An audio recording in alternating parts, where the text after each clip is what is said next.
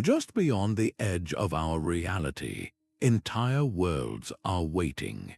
We are about to explore 20 mythic realms, from the glittering fortress of Asgard to the shadowy depths of Xibalba, and you will discover the profound truths these ancient stories reveal about humanity itself. What if the terrifying Mayan underworld was actually a test of wits, not just a punishment? How could a hidden kingdom beneath the earth hold the key to our future? These legendary places are more than fiction.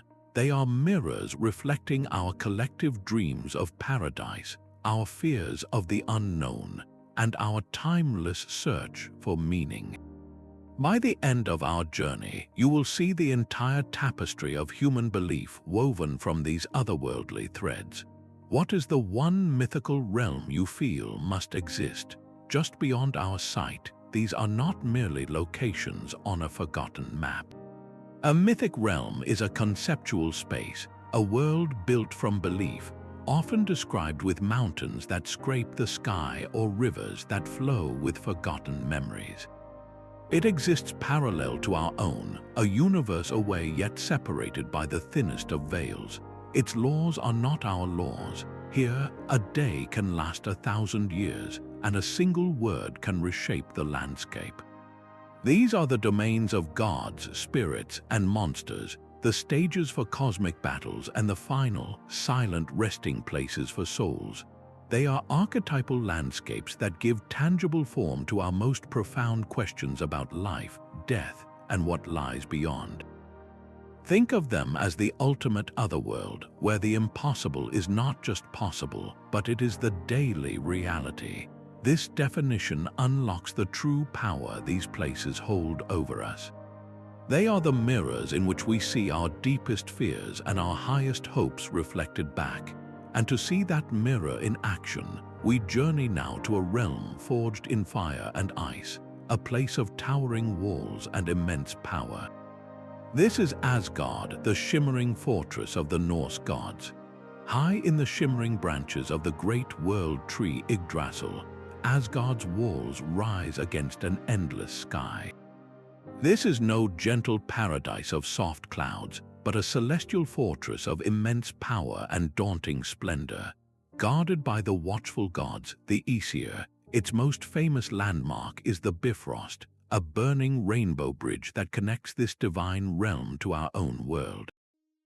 Think of it as the ultimate, heavily defended gateway, a passage of fire and light that trembles under the feet of the thunder god Thor, but would shatter under the weight of a frost giant's approach. Within these impregnable walls lie the great halls, each with its own profound purpose. The most legendary of these is Valhalla, the Hall of the Slain. Here, chosen warriors who died bravely in battle feast and train, preparing for their ultimate destiny. It is a belief built on a powerful cycle, where every day is spent in combat and every night the fallen are restored, their wounds healed, ready to feast on endless meat and mead. This eternal preparation is for one final cosmic conflict, Ragnarok, the twilight of the gods. Asgard, in all its glory, is fundamentally a realm under siege. Its existence is a constant, vigilant struggle against the encroaching chaos represented by giants and monstrous serpents. This makes it a profound metaphor for civilization itself, something that must be actively defended and maintained, never taken for granted. The stories that echo from its golden halls are not simple tales of power, but complex lessons about the price of order, the necessity of sacrifice, and the acceptance of inevitable cycles. Even the gods know their golden age will end in fire and ice, only for a new world to be born from the waters. This belief in destruction and rebirth resonates across human cultures, a timeless echo of our own understanding that nothing lasts forever, yet something always remains. But where Asgard thunders with the clamor of war, another realm whispers from the mist. Across the water, shrouded in a veil of perpetual fog, lies the Isle of Avalon. This is not a fortress but a sanctuary, a place of profound healing and rest. In the legends of King Arthur, this was the mystical island where the great sword Excalibur was forged, a weapon of destiny born from enchantment, not just a smith's hammer. And it was to this hidden shore that the mortally wounded King Arthur was carried after his last tragic battle. He did not go there to die, but to be healed, to rest until his kingdom had need of him again. This is the core of Avalon's power, its promise of renewal. It is ruled not by a warrior god, but by mysterious, powerful figures like Morgan Le Fay, a sorceress whose magic is as deep and complex as the mist surrounding her home. Avalon represents a lost golden age, a time of perfect harmony that has slipped from the world, and it holds the enduring hope for a great king's return.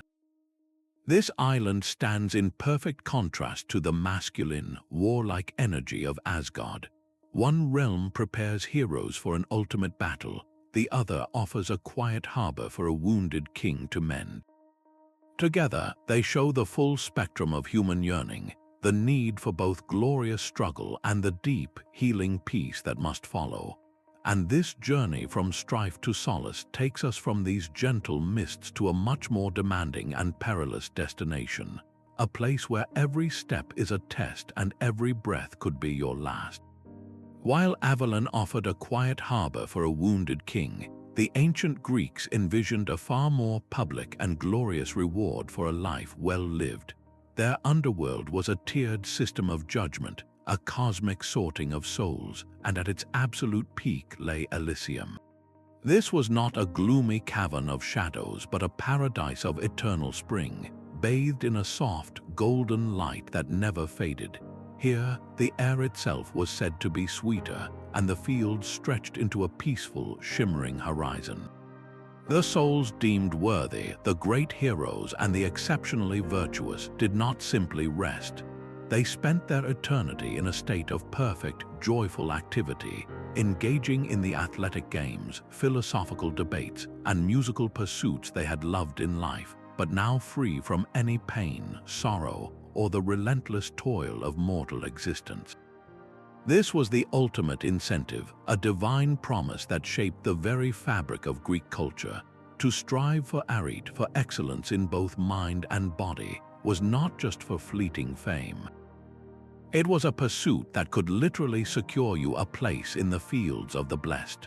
A warrior's courage on the battlefield or a statesman's integrity in the assembly could be rewarded with an eternity of bliss, chosen personally by the gods themselves. This concept of a tiered afterlife, where your earthly actions directly determined your eternal comfort, was a profound innovation. It wove morality and heroism into the fabric of the cosmos, creating a powerful narrative that good deeds and great acts would be recognized and rewarded in the next life. The idea of Elysium resonates so deeply because it reflects a fundamental human desire for fairness, for a cosmic justice that corrects the imbalances and injustices of our mortal world. Its influence echoes through millennia, directly shaping later Western visions of a heavenly paradise. But this journey through paradises of light and honor now leads us to a realm of profound darkness, a place where the rules of fair play were utterly inverted, and survival depended on cunning more than courage. The stark reality of the Egyptian afterlife offered no gentle fields without first surviving a gauntlet of pure terror.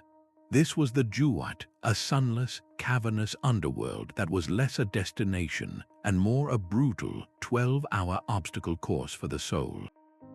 The deceased did not simply arrive at a final judgment. They had to fight their way there, navigating a labyrinthine river through regions populated by venomous snakes, lakes of fire, and demons with twisted, unsettling forms.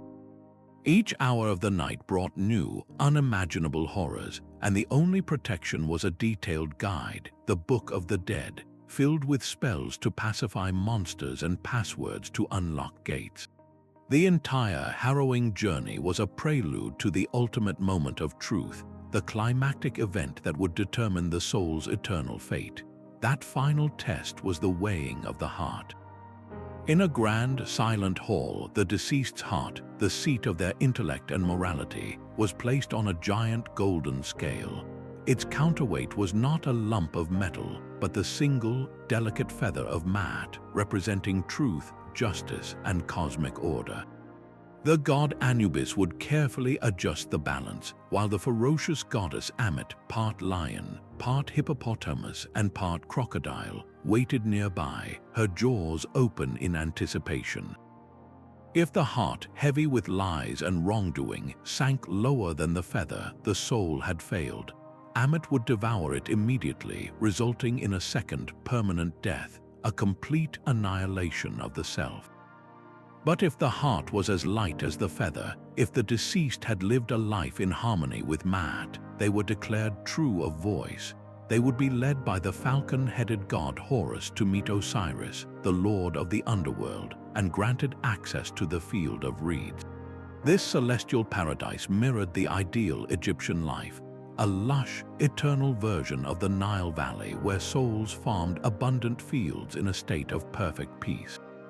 The entire Duat narrative, from the terrifying journey to the precise moment of judgment, reveals a civilization obsessed with moral accountability. Eternal bliss was not a gift, but a reward earned through a lifetime of truthful speech, just actions, and respect for the gods. It was a system that placed the burden of proof squarely on the individual, a powerful reminder that one's own heart could become the final, damning witness. This intricate map of the soul's reckoning shows a profound focus on the consequences of our choices, a belief that our actions echo far beyond our earthly existence. Yet, from this highly structured, judgmental underworld, we now travel to a realm of pure, unrestrained joy, a paradise so alluring it was said to drive sailors mad with longing. The Egyptian Duat was a trial of moral purity, but the Norse envisioned a different kind of power, one born from darkness and the relentless strike of a hammer. Far below the golden spires of Asgard, deep beneath the very roots of the world tree Yggdrasil, lies Svartalfheim. This is a subterranean kingdom of endless, magnificent caverns, where the very walls glitter with veins of silver and gold, and the only light comes from the forges that never cool. Here, in this realm of shadow and stone, live the dwarves, the master smiths of the cosmos. They are not gods, but their creations define the age of gods. It was in these deep, resonant halls that the most legendary artifacts were forged. Thor's mighty hammer, Mjolnir, the unbreakable weapon that could level mountains and call down lightning, was born here. Odin's spear, Gungnir, which never missed its target, was crafted in these fires. Even the magical chain that bound the monstrous wolf Fenrir was a product of Dwarven ingenuity. Svartalfheim represents the hidden force of creation itself. It is the raw, untamed potential of the earth, transformed not by magic alone, but by supreme skill, patience, and relentless hard work. This realm reminds us that true wonder and power are not always found in the shining heavens. Sometimes the most potent magic is forged in the deep, dark places, born from the sparks of ingenuity and the sweat of tireless labor. It is a testament to the idea that the tools which shape destiny often come from the most unexpected and humble origins. And just as these dwarven forges could create objects of immense power, so too could a hidden world offer a paradise of pure, eternal delight, a place where sorrow was simply not allowed to exist. Deep beneath the mountains, in the quiet of the earth, creation was forged in fire and shadow. Yet high above, hidden within the most remote and majestic peaks of our own world, another kingdom is said to wait. Shambhala is not a realm of gods or a land of the dead, but a secret valley civilization concealed somewhere within the vast, snow-capped ranges of the Himalayas. In Tibetan Buddhist traditions, this is a pure land, a society where every citizen has achieved a state of profound inner peace. Here, wisdom and compassion are the true laws of the land, and the greed, fear, and conflict that plague our world are utterly unknown. It is described as a place of breathtaking beauty with a capital city built according to sacred geometry, radiating a palpable sense of harmony. But Shambhala is far more than a static paradise waiting to be found. It holds a dynamic, urgent prophecy. Ancient texts foretell a future age when the outer world will be engulfed by war, hatred, and spiritual ruin, a time of near total darkness. It is at this precise moment of crisis that the 25th king of Shambhala, a ruler named Rodra Chakran, will emerge from seclusion. He will not come alone. He will lead a vast and righteous army to defeat the forces of corruption, not with mere weapons, but with the overwhelming power of enlightened action. This final battle will clear away the darkness, paving the way for a new global golden age of peace and understanding. This transforms Shambhala from a simple sanctuary into a symbol of immense hope. It represents the belief that the potential for a perfect society already exists, not just in a hidden valley, but within the enlightened mind of every human being. It is a realm we carry inside us, a blueprint for a world we could build, waiting for the moment when our collective compassion is great enough to reveal it. This hidden kingdom assures us that the light is never truly gone, only held in reserve, ready to return when we need it most. And this very idea of a reserved, perfect world finds a powerful echo across the Pacific, in a legend born from the ocean's mist. Across the ocean, veiled by sea mist and accessible only through ancient Shia mounds, lies a paradise untouched by time. Tir na an Og, the Celtic land of the young, is an island where no one ever ages, where sickness and sorrow are as alien as winter's chill. The very air is thick with the scent of perpetual blossoms, and the sound of laughter and enchanting music drifts through forests that never lose their leaves. This is a realm of endless feasting and eternal dance, a celebration of life itself, frozen in its most perfect, vibrant moment. Yet this paradise carries a profound and heartbreaking price. The legend of the hero Oisin reveals the true nature of this bargain. He fell in love with Niam, a princess of this timeless land, and returned with her to live in bliss. For what felt like 3 happy years, he reveled in the undying joy of Tir na an Og. But a homesickness for his native Ireland grew in his heart. Niam, fearing the consequences, gave him a white horse and one solemn warning. He must never let his feet touch the soil of the mortal world. When Oisin returned, he found his homeland utterly changed. The castles he knew were ruins, his friends and family were centuries dead, and his name was only a faint memory in old songs. In a moment of tragic accident, he fell from his horse, and the moment he touched the earth, the weight of all those lost years crashed upon him. The youthful hero withered instantly into an old man, forever separated from his love and his immortal home.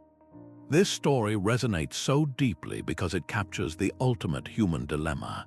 It is the agonizing choice between the dream of perfect, unchanging happiness and the messy, fleeting, beautiful connections that define our mortal lives.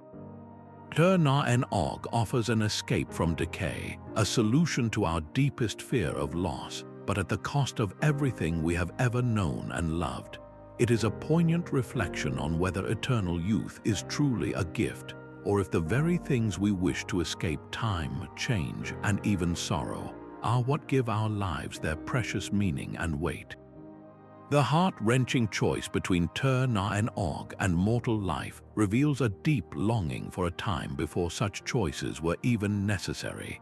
This universal nostalgia finds its purest expression in the world's oldest written stories, in the silent, sun-drenched land of Dilmun. For the ancient Sumerians, Dilmun was not a hidden island or a heavenly reward, but the original state of the world, a primordial paradise of breathtaking purity. In this bright and quiet land, the sun god Utu rose each day, bathing a world free from all suffering. Here, lions did not hunt, wolves did not stalk lambs, and the very concept of sickness was unknown. Most profoundly, there was no word for death. It was a place of perfect, untroubled existence, where the divine walked in easy companionship with the first humans. The silence of Dilmun was not an emptiness, but a profound peace, the quiet of a world not yet fractured by conflict, toil, or loss. This vision of a pristine beginning feels hauntingly familiar, a clear precursor to the later biblical tale of the Garden of Eden. Both are stories of a sacred space of innocence, a divine garden where humanity's relationship with creation and the gods was one of pure harmony. The power of Dilmun lies in its simplicity. It represents a collective human memory of a golden age, a time of wholeness that we feel we have lost, even if we never knew it. It speaks to that deep, almost genetic yearning for a return to a state of grace, a world without the thorns of struggle or the shadow of our own mortality.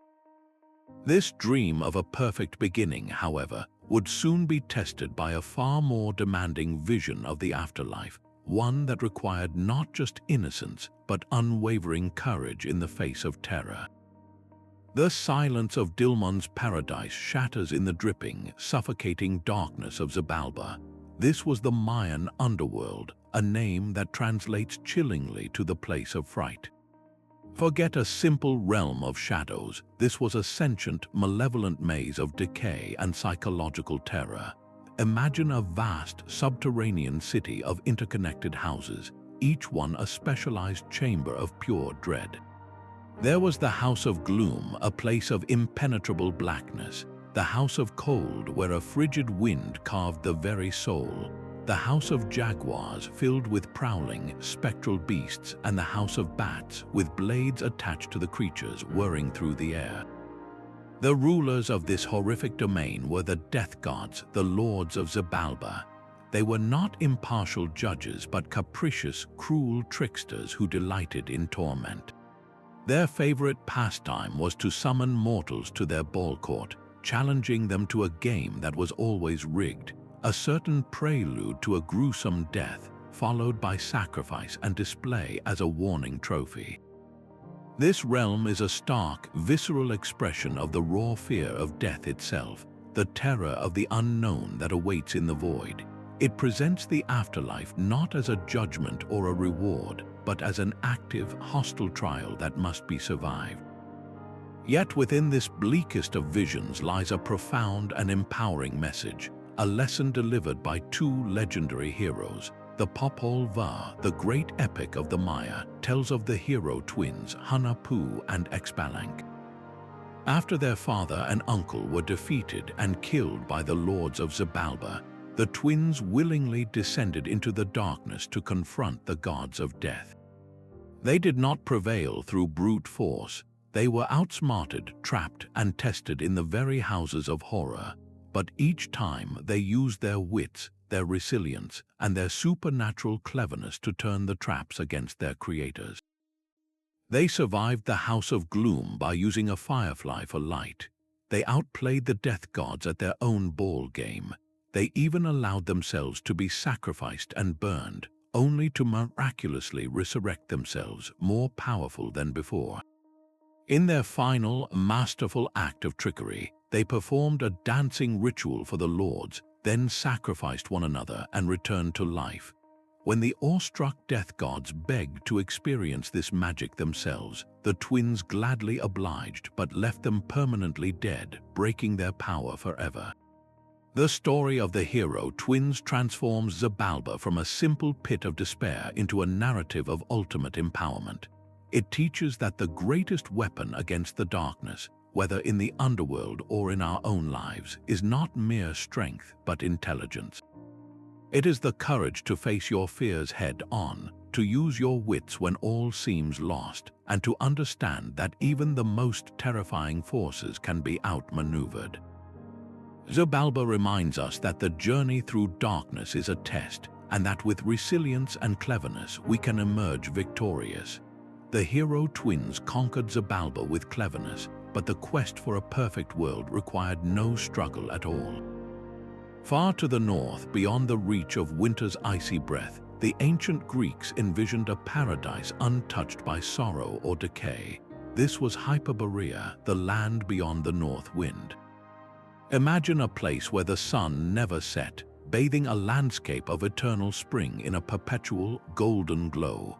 Here, the Hyperboreans lived in perfect peace and harmony, their lives stretching for 1,000 years, free from the toil, sickness, and conflict that defined the mortal world. They were a people so virtuous, so blessed, that they were beloved by the god Apollo himself. The sun god was said to leave his famous oracle at Delphi in the care of others during the winter months, traveling to Hyperborea in a chariot drawn by swans to dwell among these perfect people, enjoying their endless festivals of music and dance. This realm was not a reward for the dead, but a paradise that existed concurrently with the flawed world the Greeks knew. It was a geographical expression of hope, a belief that somewhere at the very edges of the map, a utopia was already flourishing. Hyperborea fueled the dreams of explorers and philosophers for centuries, driving them to look beyond the horizon for a society that had perfected human existence. It represents that timeless, powerful urge to believe that a better world is not just a fantasy, but a real place, waiting to be found in a remote and unspoiled corner of the earth. This dream of a tangible utopia, however, stands in stark contrast to a realm born from pure, unadulterated terror, a domain where nightmares were given physical form and fear was the only ruler. While Hyperborea basked in eternal sunlight, the Celtic imagination held a far more mysterious and shifting vision of the beyond. Annwn was the great Welsh Otherworld, a realm that refused a single, simple definition. It could manifest as a spectral island fortress shrouded in mist, a lush kingdom hidden just beneath the familiar green hills, or a world accessed only by diving into the still, dark waters of a sacred lake. This was not solely a land of the dead, but a parallel dimension teeming with spirits, powerful deities, and potent magic. It was a place of profound duality, offering both unimaginable bounty and immense peril. Its halls were said to contain treasures like the Cauldron of Annwn, a magical vessel that could provide endless food and inspiration, a symbol of ultimate abundance. Yet these wonders were fiercely guarded by otherworldly beings who did not take kindly to mortal intruders. The legends tell of none other than King Arthur leading a daring raid into this very realm, his quest focused on stealing that legendary cauldron of plenty. This story blurs the line between heroism and sacrilege, as Arthur and his warriors confront the guardians of Annwn in a violent, chaotic assault. The tale underscores that this otherworld was not a distant heaven, but a place intimately connected to the mortal realm, its riches and dangers tantalizingly close yet separated by a thin, magical veil.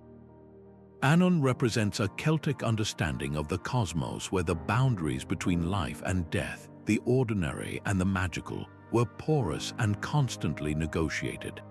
It was a world that could be stumbled upon by a lost traveler, a realm whose wonders could be plundered by a brave king, but whose inherent mysteries could never be fully conquered or understood.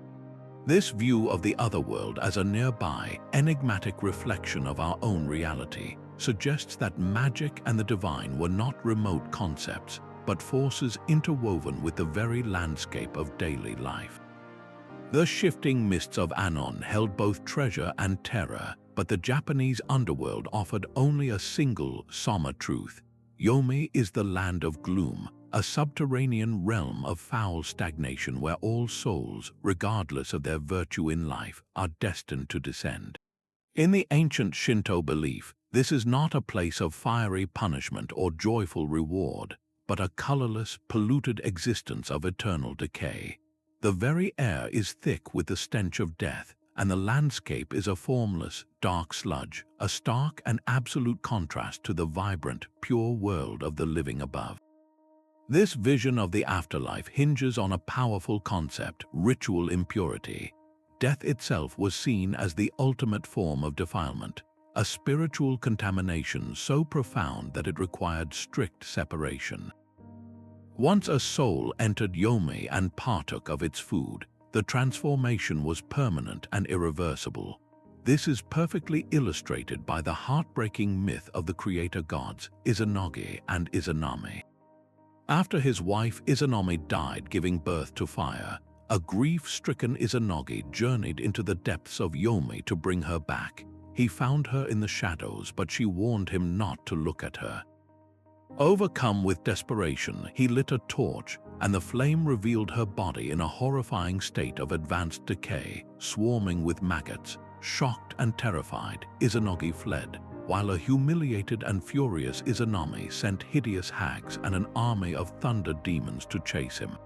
He only just escaped, blocking the entrance to Yomi with a massive boulder, forever sealing the land of the living from the land of the dead. This story encapsulates the entire philosophy of Yomi. There is no bargaining with death, no resurrection, and no return. The consumption of the underworld's food symbolizes a soul's final assimilation into that state of decay, severing its last ties to the world of light and life. Unlike the tiered systems of judgment in other cultures, Yomi presents a profoundly egalitarian and, in its own way, bleak fate for all humanity. It teaches a sober, clear-eyed acceptance of mortality, emphasizing that the true value and beauty of life is found precisely because it is fleeting, temporary, and pure.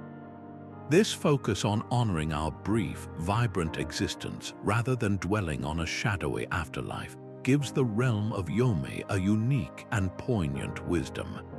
And from this sober acceptance of finality, we journey to a paradise that promised the exact opposite, a glittering city of pure, everlasting gold. The sober finality of Yomi makes a paradise of pure delight feel almost like a necessary rebellion. So we set sail across the western sea, chasing a sunset that never ends, toward a shore where the very air tastes of sweetness. This is Mell, the plain of honey, a Celtic otherworld where joy is not just an emotion but the very substance of the land. Imagine a vast, rolling plain under a perpetually warm sun, where the rivers flow with mead and the ground itself is fertile with abundance. Unlike the poignant, bittersweet longing of Turna and Og, Mell offers an existence of uncomplicated, radiant happiness. It is a realm of constant feasting, where the music of divine harps hangs in the air and laughter is the common tongue. This is not a land you can simply stumble upon through a ferry mound. Access to Mell is a supreme honor, a gift bestowed by the gods themselves. A chosen hero who has proven his valor, or a mortal lover who has captured the heart of an otherworldly being, might receive that golden invitation.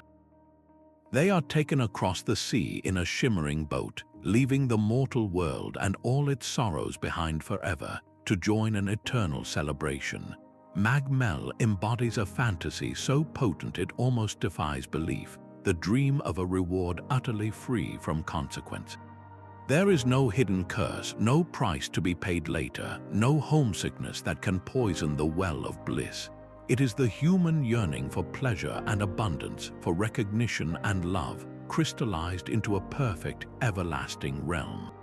It answers a fundamental question: what if the best moments of life, the warmth of a feast among friends, the thrill of music, the sweetness of love, could simply last forever? This vision of an earned paradise, a party that never has to end, reveals just how deeply we crave a happiness that is both glorious and guaranteed.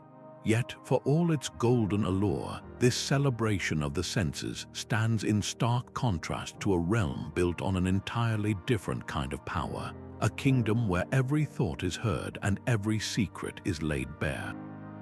The celebration of Mell's eternal feast fades into the memory of a long ocean voyage guided by the stars. For the Maori and other Polynesian peoples, the most profound mythic realm is not a distant heaven, but a homeland. This is Hawaiki, the ancestral heartland from which the great migration canoes first set sail. navigating the vast, empty expanse of the Pacific to discover and settle new islands. Hawaiki holds a powerful duality that few other realms possess.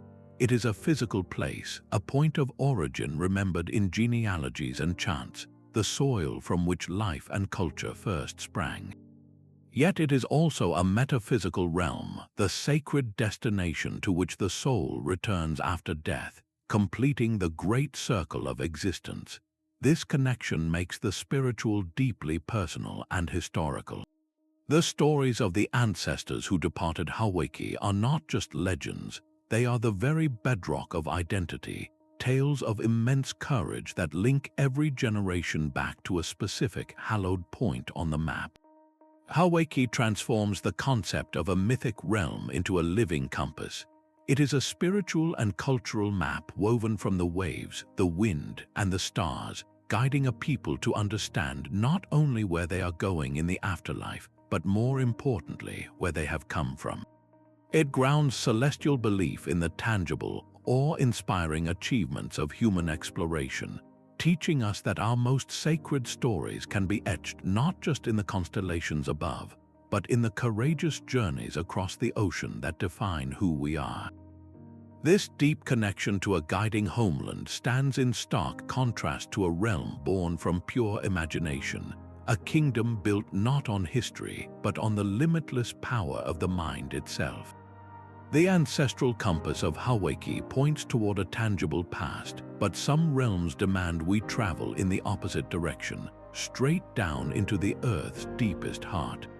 Far beneath the mortal world, in the seventh and lowest layer of the Hindu underworld, lies Patala. This is not a cavern of torment, but the magnificent, jeweled abode of the Nagas, powerful serpent beings of immense wisdom and wealth. Forget the grim darkness you might associate with a netherworld. Patala is described in the ancient texts as a place of breathtaking opulence, with cities built from glittering gems and palaces more splendid than the heavens themselves. Here, the Naga kings rule over their resplendent domains, possessing not only vast treasures of gold and jewels, but also the profound secrets of the universe. These serpents are guardians of esoteric knowledge, masters of medicine, and the keepers of the life-giving waters that flow deep within the earth. Their realm challenges every simple notion of heaven and hell, presenting an underworld that is a place of enlightenment and a different order of existence entirely. Patala teaches a profound lesson that truth and treasure are not always found in the light-filled peaks, but can flourish in the most unexpected depths, waiting for those willing to look beyond the surface. This vision of a glorious underworld redefines the very nature of darkness, suggesting that what lies below can be just as vital and magnificent as what shines above.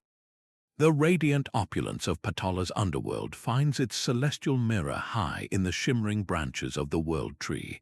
Alfheim is a realm bathed in a perpetual, ethereal light, the domain of the Eldjolfar, the light elves of Norse mythology. These beings are described in the ancient texts as being fairer than the sun to look at, creatures of such breathtaking beauty and grace that they seem to be woven from light itself. Their home is not a fortress of power like Asgard or a subterranean workshop like Svartalfheim, but a kingdom of pure, benevolent magic, where the very air hums with a quiet, vibrant energy. This is the cosmic expression of nature in its most idealized and untarnished form, a place where the forests are eternally lush, the waters impossibly clear, and every leaf seems to glow with an inner luminescence. Elfheim represents the forces of light, creativity, and life-giving magic in the Norse cosmos, a direct and purposeful counterbalance to the shadowy, crafty ingenuity of Svartalfheim, the home of the dwarves. This duality reveals a profound understanding of the universe's necessary balance, where the luminous inspiration of the elves and the tangible craftsmanship of the dwarves are two halves of a single creative whole. The elves do not forge weapons or build great halls. They cultivate the magic that makes the world beautiful and alive. Their realm acts as the vital bridge between the divine Aesir gods and the natural world of mortals, suggesting that the fleeting beauty we witness in a sun-dappled forest or a pristine waterfall is merely a pale reflection of a far more radiant reality, a purer world that exists just on the other side of the veil. Elfheim answers a deep, almost spiritual yearning, the feeling that the natural world holds a secret splendor we can sense but never fully grasp, a luminous truth shining just beyond our sight. Elfheim's ethereal light represents a perfection found in nature, but another realm was born from the very specific hopes and fears of medieval Europe. The legend of the kingdom of Prester John swept across the continent like a divine wildfire. This was not an ancient myth passed down through generations, but a contemporary fantasy that took root in the collective imagination. It began with a letter, a document that circulated among the courts of popes and emperors in the 12th century. Purportedly written by Prester John himself, a mighty Christian monarch, it described his kingdom in breathtaking detail. His domain was said to be a land of staggering wealth, where palaces were made of crystal and streets were paved with gold. It contained the fountain of youth, whose waters restored vitality, and was home to strange and wondrous creatures, including tribes of men with faces in their chests.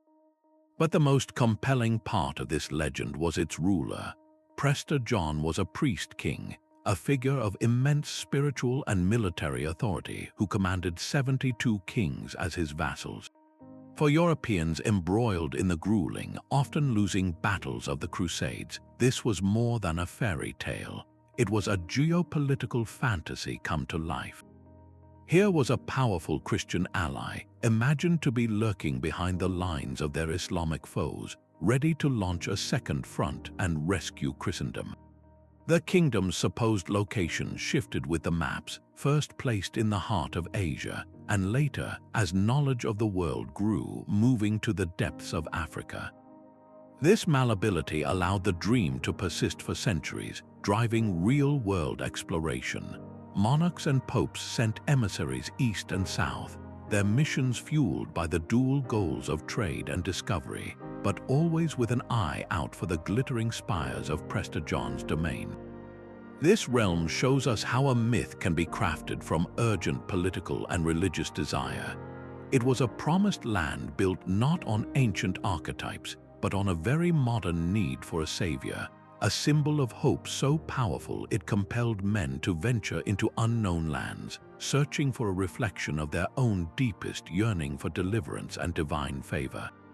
The legend of Prester John was a map drawn by desire, but another hidden kingdom was charted by a different kind of yearning.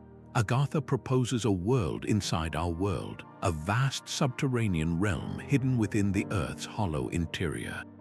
Imagine a colossal, sunless cavern, so immense it contains entire continents and oceans, all illuminated by a mysterious, miniature central sun that hangs in the very heart of the planet.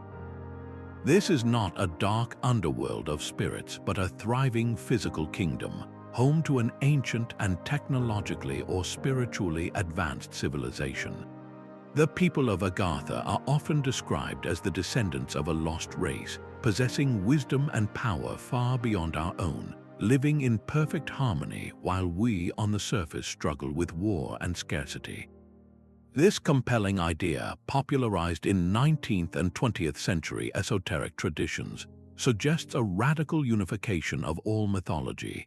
The glittering halls of Svartalfheim, the silent paradise of Dilmun, the terrifying journey through the Duat. What if all these stories were not separate fantasies, but fragmented glimpses of this single, immense reality? Agatha becomes the ultimate hidden world, a literal repository of all lost knowledge and a refuge for a society that has perfected itself. It taps into a profound and powerful inversion of our search for meaning. We so often look to the heavens for answers, for gods in the stars or promises of a celestial paradise. But Agatha insists the ultimate mystery is not above us, it is below. The secrets to our past and the blueprint for our future are not written in the cosmos, but are buried deep in the silent, stony dark, waiting for us to finally look down and discover the truth that has been under our feet all along. That final, silent judgment in the Hall of the Gods opened the door to a world of perfect, familiar peace. For the Egyptian soul declared true of voice, the reward was the fields of Aru. This was not a vague, ethereal heaven, but a specific, tangible paradise meticulously modeled on the Nile Valley itself. Imagine the most fertile, life-giving landscape you have ever seen, then remove every hardship. The sun always shone with a gentle warmth. The Nile's annual flood was perfectly predictable and never destructive, and the fields yielded unimaginable bounty without the back-breaking labor known to mortal farmers. Here, the blessed dead lived in elegant houses, surrounded by their family, and continued the rhythms of agricultural life in its most idealized form. They sowed and reaped in a state of effortless joy, their existence a direct, perfected continuation of the world they knew and loved. This vision reveals a profound cultural truth about the ancient Egyptians. Their deepest desire was not for a transcendent spiritual existence divorced from the physical world, but for the ultimate perpetuation of that world. They loved life along the Nile so intensely that their highest aspiration for eternity was simply more of it, but perfected, made permanent, and freed from sorrow, drought, and death. The fields of Aru represent a cyclical view of existence where death was merely a doorway, a transition that led not to an end, but to a better, more stable version of the beginning. It was an afterlife that honored the daily rhythms of sowing and harvest, of family and home, elevating the familiar patterns of a good Egyptian life into a divine and eternal reward. This stands in beautiful contrast to the static bliss of a place like Elysium, where the Greek hero found rest from mortal toil in endless games. The Egyptian soul found purpose in an eternal, fruitful harvest, a testament to a civilization that saw the divine not in escaping the earth, but in cultivating it forever. Within the great fortress of Asgard, one hall stands above all others in fame and purpose. Valhalla, the Hall of the Slain, is the domain of the Allfather Odin, a vast chamber with a roof made of golden shields and rafters of gleaming spears. This is not a paradise of rest, but a training ground for the final battle. Here dwell the Einherjar, the chosen warriors who met their end with a weapon in hand. Their existence is a relentless, purposeful cycle.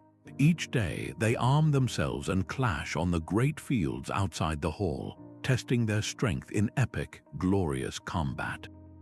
Every wound they inflict is real, every blow they suffer is fatal, yet each evening as the fighting ceases, their bodies are miraculously made whole again. Their wounds close, their strength returns, and the fallen rise to their feet. Then begins the feast. They enter the great hall, where the boar Sihrimnir is slaughtered and magically reborn each day to provide endless meat, and where mead flows freely from the udder of the goat Hydrun. This is the ultimate warrior's reward, a perpetual rhythm of strife and celebration, all directed toward a single, cosmic goal. These heroes are not feasting for pleasure alone. They are preparing their skills and their spirits for Ragnarok, the twilight of the gods, when they will march out beside Odin to face the giants and monsters in the final, world-ending conflict. This vision of the afterlife powerfully shaped the Viking worldview. It glorified a heroic death in battle as the highest possible honor, the only sure path to this glorious company. A peaceful death from old age or sickness would see a soul descend to the gloomy realm of hell, a fate to be avoided at all costs.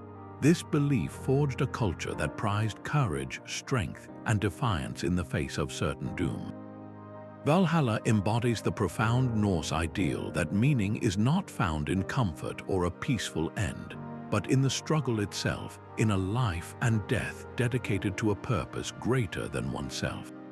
It is a realm that romanticizes the warrior's code, where every clash of steel is a prayer and every scar is a testament to a spirit being honed for eternity. These 20 realms form a constellation of belief, a shared map of the human soul. From the terrifying trials of Xibalba to the blissful shores of Mell, they are not separate inventions but archetypal responses to the fundamental questions that have haunted us since the dawn of consciousness. How do we face the mystery of death? Is there justice after life? Can a perfect society truly exist? These myths were the first tools we used to carve meaning from a vast and often indifferent universe. The judgment of the Egyptian Duat and the rewarding fields of Elysium are two sides of the same coin, a deep-seated need for cosmic fairness, a belief that our actions echo into eternity. The hidden utopias of Shambhala and Hyperborea answer our longing for a world without the flaws we see in our own, a template for what we could become. The warrior's feast in Valhalla and the quiet restoration of Avalon reflect our conflicting desires for glorious struggle and for healing peace. These stories provided more than just comfort. They were the framework for entire civilizations, instilling values, guiding behavior, and inspiring both art and exploration. They gave tangible form to our highest hopes and our most profound fears, proving that across every ocean and every mountain range, humanity has always looked beyond the horizon of the known world, searching for our reflection in the realms beyond.